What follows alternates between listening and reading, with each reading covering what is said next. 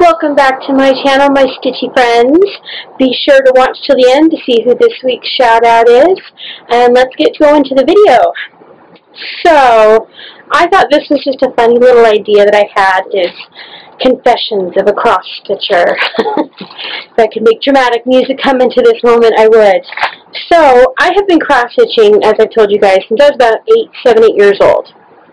And as I've told you times before, no one besides my mom and my sister really taught me how to do this, and once they kind of taught me, I was just off and running to the races and just did whatever I want. So there are some bad habits that I picked up with time because I learned that they kind of cut corners, and some of them are habits I think I picked up from my mom, and some of them are habits that my mom has told me to never do, Elizabeth. She's the only person that calls me Elizabeth. So the first one is whenever I am either like restringing or I just cut my floss, I put my needle in my mouth. I've heard from a lot of people, you're not supposed to do that. I do this, although ever since I got my needle minder, I haven't done it as much. I think that's actually why I have a gap in my teeth, in my front two teeth, because I've held a needle there for so often. I've watched my mom do this for years. I've just found it so much easier, especially because, and this goes into habit 2, that no one taught me and no one told me to stop doing, is I knot my thread. Oh gosh, sin of sins, I knot my thread. I do not use the loop method. I knot it because I anchor it, because I don't like it to fall out super fast, and I want to go fast. So this is the actual back of my current Heaven and Earth Designs project.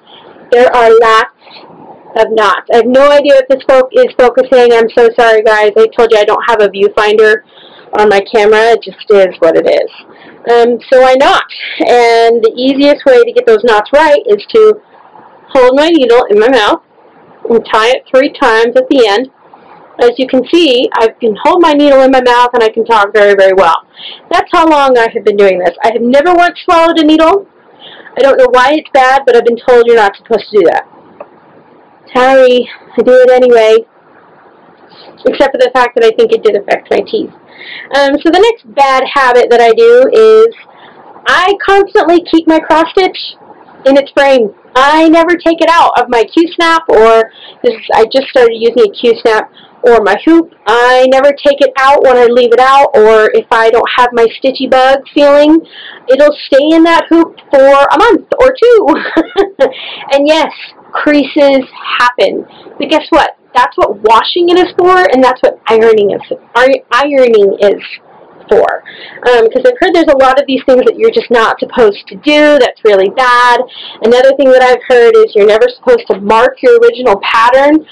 Have you seen some of the patterns I have? My Little Mermaid one is actually in a bag right now, but I full-on colored like everything that I could before I started that pattern, and that was something that I've heard you are never supposed to do. Do not mark up your original pattern. Again, something I do, something my mom actually taught me. The first time I had ever heard that was something you weren't supposed to do was within the past few months. Don't mark up your pattern. I don't understand why, because it's easier for my eyes to see how much I've done. So that's one bad pattern. Another one is it's really scrunchy in the back. Like, I've seen some people's pieces, they are super nice. They've got like the binder clips and it's all stretched out perfectly. I don't have time for that. I work a full-time job and it requires over 40 hours of my time in a week. So when I get time to cross stitch, I just want to get to it. I just want to start working. I'm not going to roll it up all nice. And for the people that can do that, I'm jealous. I honestly wish I had time to do that, but I don't.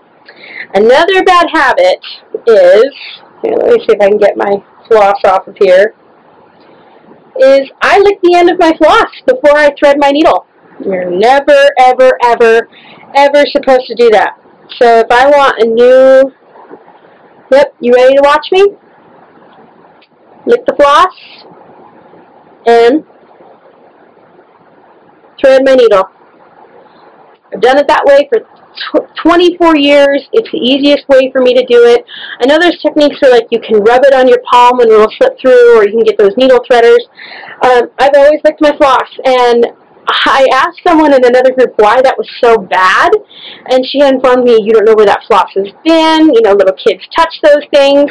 You know what? If the germs from me doing that for 24 years haven't got me by now, chances are they're not going to get me today. I think I'm safe. I don't know. What do you guys think? Yep, I'm alive. I'm not too worried about it. I know there are some people out there that just find that absolutely revolting and would never, ever, ever, ever lick their floss. I'm not one of them. Well, sorry about that. My camera died. I had to replace the batteries. Yes, that's how old my camera is.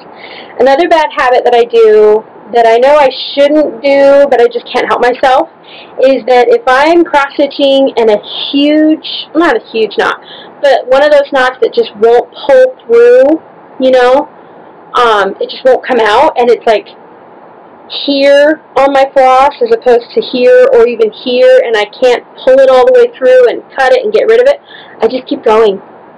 I keep going, and that's another reason why I have knots in the back, because I just keep going. I know that's a horrible habit to have, and I've heard the reason why you're not supposed to have knots is because when you try to flatten it out to be framed, you can see the knots when you hang it. I've never had that experience. I don't know if it's because I have a really tight tension, and also whenever I iron my pieces, whenever they're done, I iron it between two towels, and I let them sit between a flat surface for a really long time, not just because I want it to be flat, but because I don't have the money to get them framed. My Disney pieces are going to cost me easily $150 just to get each of those framed, so I have to save up to get those. So those are all my confessions of a stitcher. I know this video was another little bit of a short one, but please, I want to know what your bad habits are, and I want to know if I'm the only one that does all these things. And if I am, oh well, I've been doing it that way for 24 years. I'm really not too worried about it. Now, this time, it is time for our shout-out for the week, and my shout-out for the week is my darling friend Desiree, and she quilted this. I do not know how to quilt. It is something I've always wanted to learn how to do.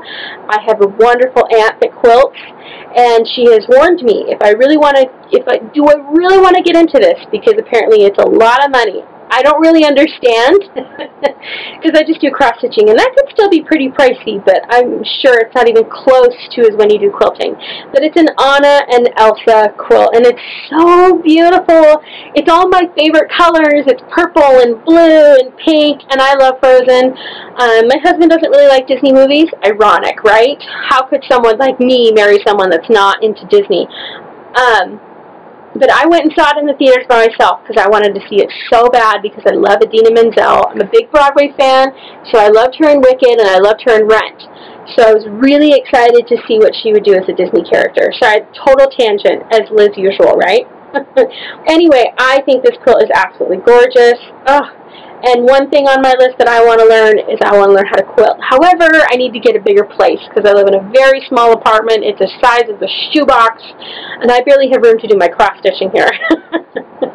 Anyway, thank you so much for watching this video, and if you want to get a shout-out on my next week's video, please follow me on Instagram at Liz_DisneyCraftGirl. Follow me on...